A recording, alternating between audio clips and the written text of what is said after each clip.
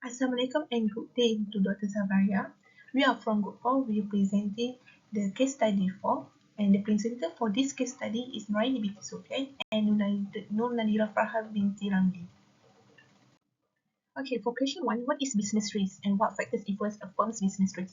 Firstly, business risk is the degree of uncertainty associated with a firm's future operating income and the investment ability to pay the return that investors expect that caused by nature of a firm's business. In other words, business risk also can be defined as the riskiness of the firm's asset if it uses no debt. It is because the operating cash flow are not certain, as the revenues and the expenditures comprising the cash flow are uncertain. Since revenue depends on the overall state of the economy and the industry in which the firm operates, as well as the action of management and variables, expenditure for operation are comprises of variable costs and fixed costs, and these costs depend on a myriad of factors. Therefore, the less certain the income flows of the firm, the less certain the income flows to the investor, and the higher business risk that the firm will have. For factors influence a firm business risk, there are 5 factors, which is the variability in demand for the firm's product. The second one, the variability in selling price. Third, uncertainty of input costs. Fourth, ability to price adjustment. And lastly, extent of fixed operating costs.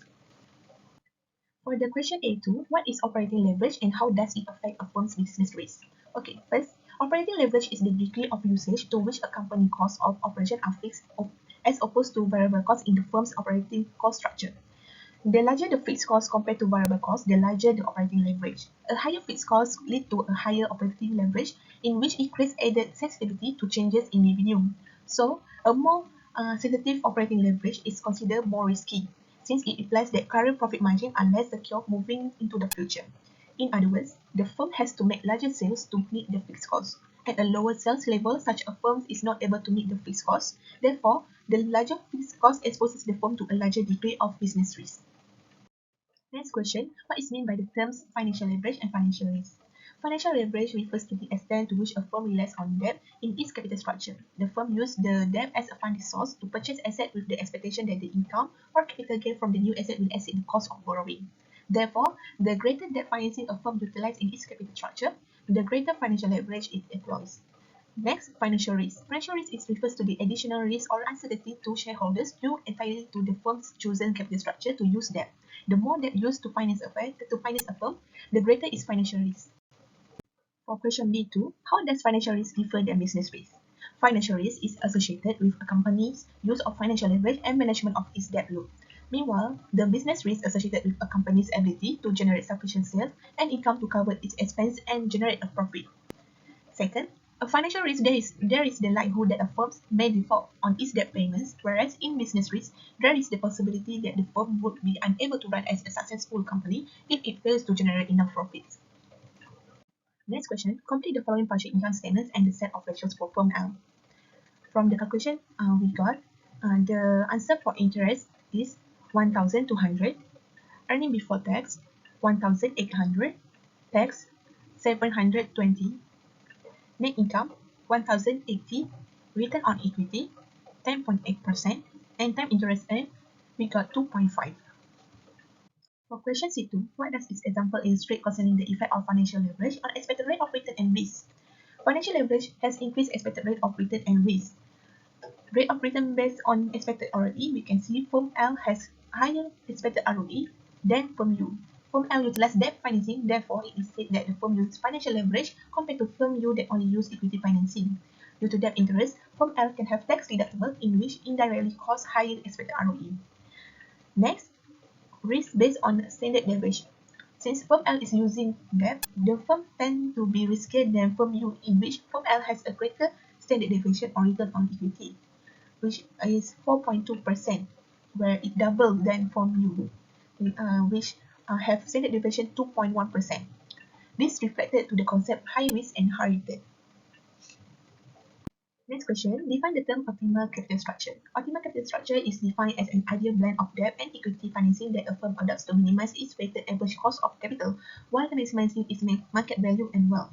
Since debt financing is tax deductible, it has the lowest cost of capital. However, excessive debt raises the financial risk to shareholders as well as the required return on equity. As a result, firms must figure out the optimal point at which the marginal benefit of debt equals the marginal cost. For question B2, the sequence event that will occur if CDSS decided to change its capital structure to include more debt. First one, the CDSS must announce the restructuring plan. Next, CDSS estimate the price of repurchasing shares and repurchase method. Then, investor will evaluate the company's profitability and risk in relation to the new capital structure, which would probably increase the stock price. No stockholder will sell at a lesser price than anticipated, even though there are some investors worried the recap pack might not successful, then act to sell out at a lower than expected price. Thus, the stock price will quickly adjust to a new equilibrium reflecting the recapitalization. The next one, CDSS must buy the shares and debt will be issued. Then CDSS will use the money to repurchase the shares. The firm will have lesser outstanding common share following the recapitalization, but will have more debt. Lastly, EPS and the share price will change to the new level. Then CDSS is eligible for the tax deductible. Assalamualaikum Doktor, my name is Nur Nadira Fahar binti Ramli. I am going to present the questions D3. So we are assuming that shares could be repurchased at the current market price of $20. The expected EPS and the time interest earned is calculated using the formula given in the slide.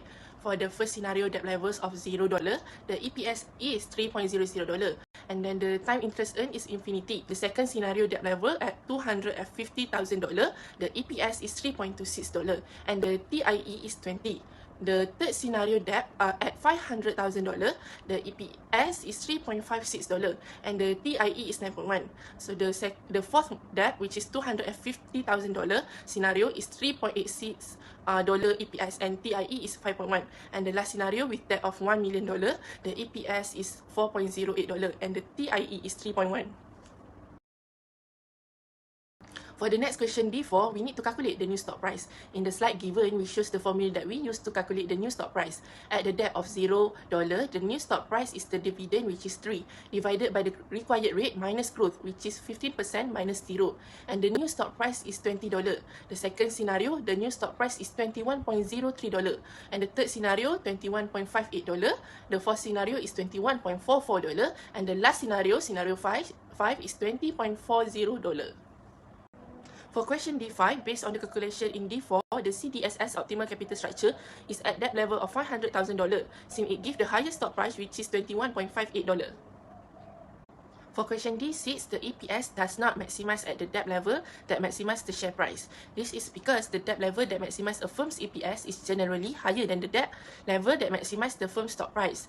This can be seen from the previous calculation, where the EPS continues to increase over the debt level of $500,000. Maximizing EPS usually involves a higher level of debt, which implies a higher degree of risk. However, it gives a vice versa impact on stock price, seen as a heightened risk level negatively impacts stock price. Besides, in the maximizations of EPS, bankruptcy costs are not considered but are considered in the maximizations of the stock price. In D7, we need to calculate the WACC at the optimal capital structure.